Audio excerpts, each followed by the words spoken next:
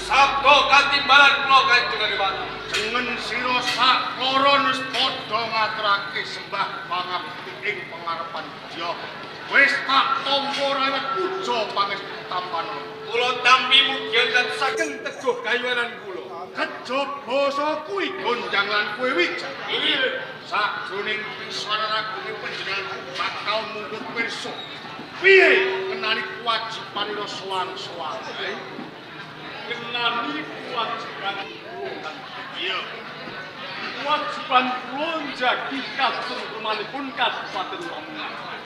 Sak menika Kabupaten Lamongan ayom-ayom sarta kok menawi ing sak wanci-wanci wonten telik saking 40 negari ingkang badhe njungkeng kaibahan panjenengan kula pinangka bentengipun negari Kabupaten Lamongan.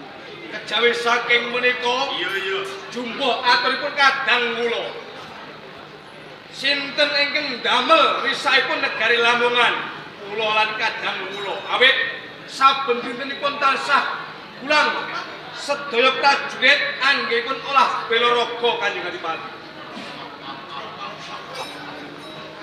Yen ngono cetha jengen sira sak loron iki salah sawijining senopati sing tatah panggon lan tanggung jawab ngenani katentemaning kula kanthi kuwi pakaryan sing becik tok lestarekake kang supaya ngerti lan kandhane kabeh. Nggih Gusti Agung. Untuk sing penak ali marang jeneng sira Patih Indrapat dawuh tinimbalan Kanjeng Adipati. Sapise satu kapengan bakal nuwuh piye menani mubah ing swasana katentreman lan uriping para kawula dasih Kepareng abdi dalem atur mbok pilih patmun ati pamunten dalem. iya Ngenani katentreman menika sampun puas lan semelang awit. Ing wekdal sakmenika wonten ing Kabupaten Lamongan sampun wonten bentengipun negari.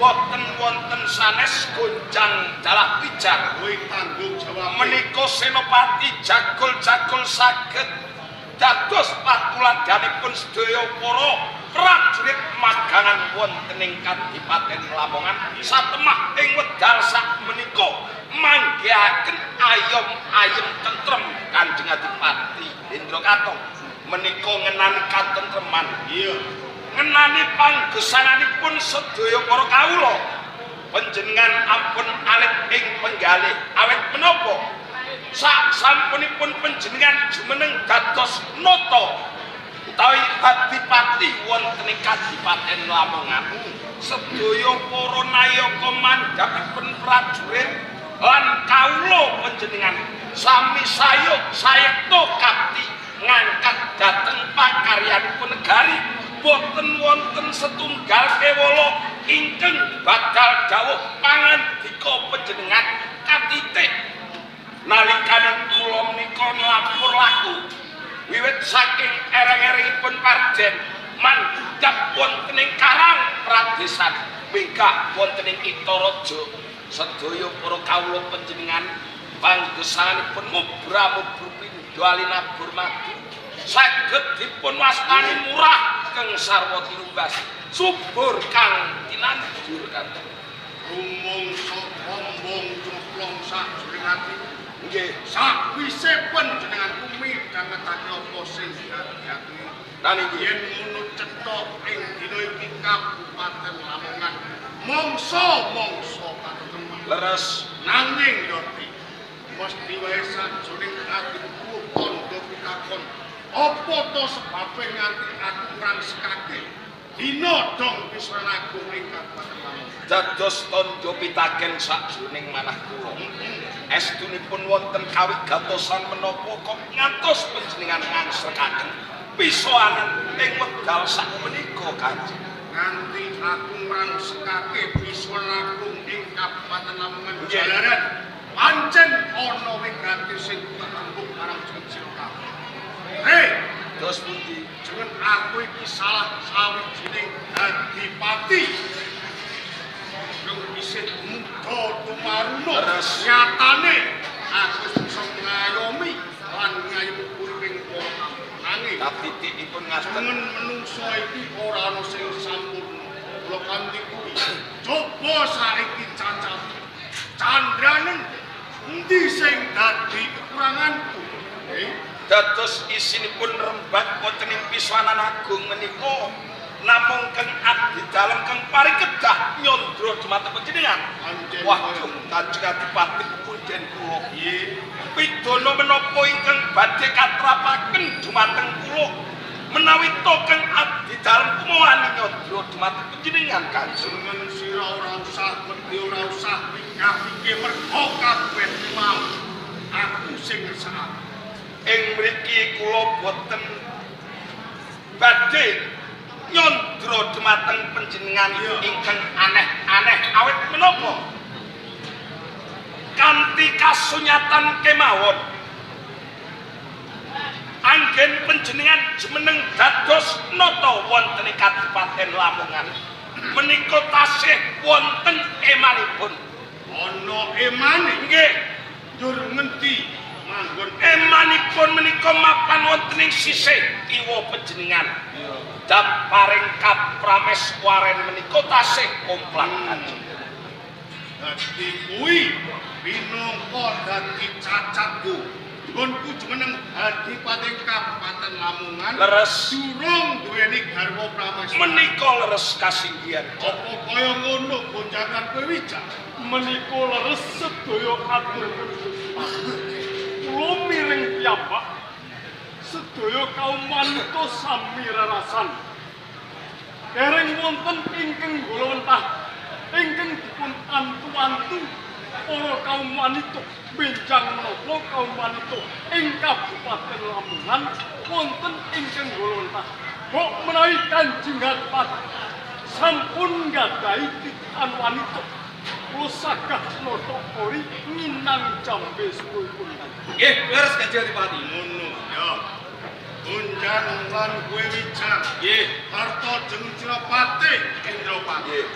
Sakmene pancen wis ana wanita sing bisa condong sajroning rasane. Lajeng sinten menika? Wanita kuwi mau ora ana ya kumolot. Saka Kadipaten Bojonegoro.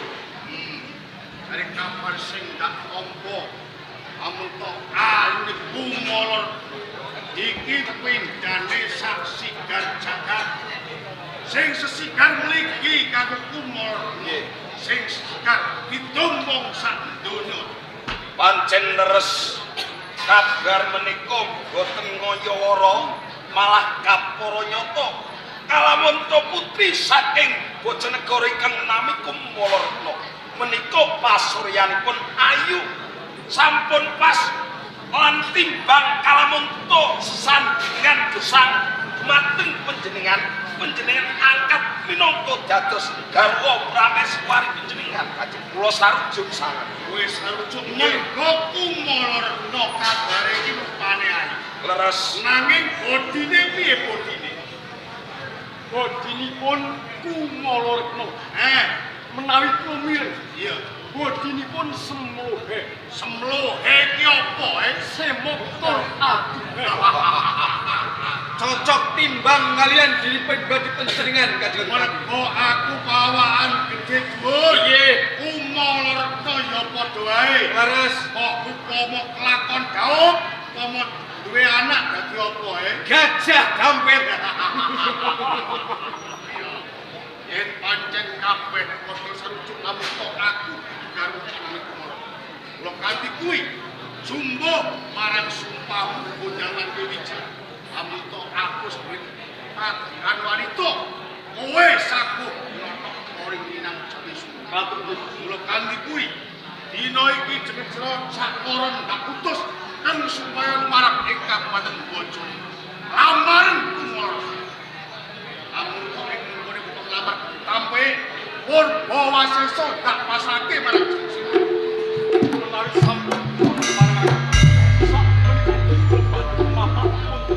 Pangestu panjenengan ingkang kesuwun. iya, irito berkatane prajurit